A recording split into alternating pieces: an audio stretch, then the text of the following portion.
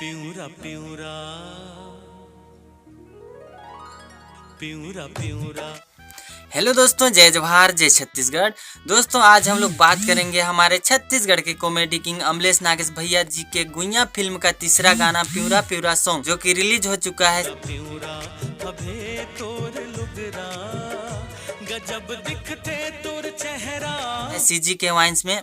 और सॉन्ग के सिंगर हैं अनुराग शर्मा जी, और इस गीत के लेखक राइटर नवलदास मानिकपुरी जी हैं, जो कि कमाल के गीत लिखे हैं और म्यूजिक लाजवाब बनाए हैं।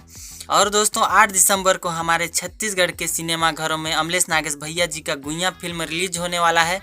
तो इस फिल्म का इंतजार बेसब्री से किनको किनको है कमेंट में बताइएगा। और दोस्तों अभी तक जो लोग प्यूरा प्यूरा सॉन्ग को नहीं सुने हैं, हमारे वीडियो के डिस्क्रिप्शन में सॉन्ग का लिंक है, वहां से जाके आप लोग प्यूरा प्यूरा सॉन्ग को सुन सकते हैं, जो कि ये सॉन्ग बहुत ही सुंदर है। और जो लोग अमलेश नागेश भैया जी के फैन हैं, अमलेश नागेश भैया को पसंद करते हैं, उनका कॉमेडी वीडियो देखना पसंद करते हैं, वो हमारे चैनल को सब्सक्राइब कीजिए, वीडियो को लाइक कीजिए।